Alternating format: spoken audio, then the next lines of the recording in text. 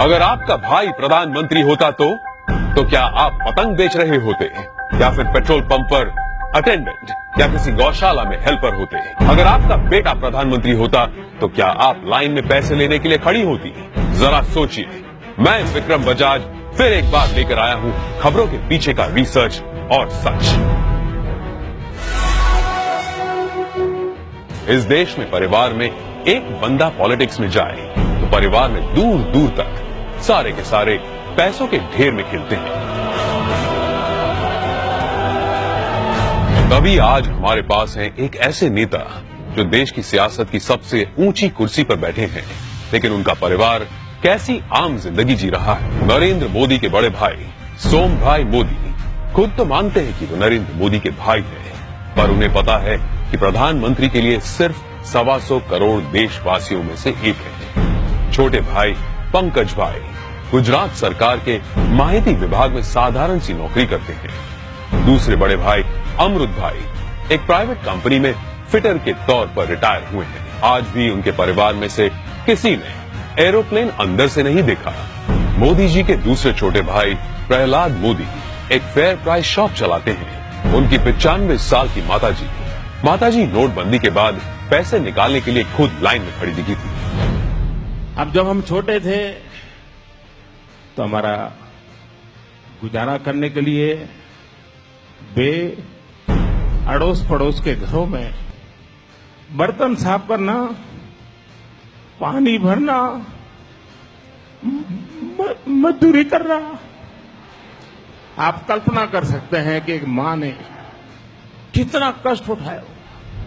नरेंद्र मोदी के चचेरे भाई अशोक भाई 8 बाय 4 फीट के किराए की दुकान में पतंग पटाखे और नाश्ते बेचते हैं। बड़े चचेरे भाई भरत भाई एक पेट्रोल पंप पर अटेंडेंट हैं और उनकी पत्नी रमीला बहन बड़नगर के अपने छोटे से घर में ही खाने का सामान बेचती है। मेरे देशवासियों, मैंने घर, परिवार, सब कुछ देश के लिए छोड़ा है।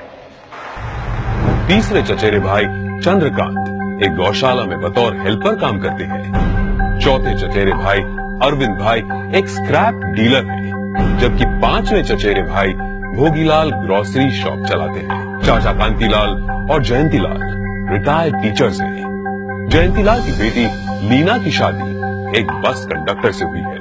मतलब कि देश के प्रधानमंत्री का जीजा एक बस कंडक्टर है। अरे हम तो फकीर आदमी हैं, झोला लेके चल पड़ेंगे जी। परिवार को मोदी जी पर बड़ा गर्व महसूस होता है, लेकिन उन्होंने इस बात का कभी गलत इस्तेमाल नहीं किया। अब जरा सोचिए, दूसरी तरफ है यूपी के मुलायम सिंह यादव और अखिलेश यादव परिवार, जो सत्ता की खींचतान में अपने स्टेट, अपने लोग, अपनी जिम्मेदारियां और अपना होश तक भूल चुके हैं।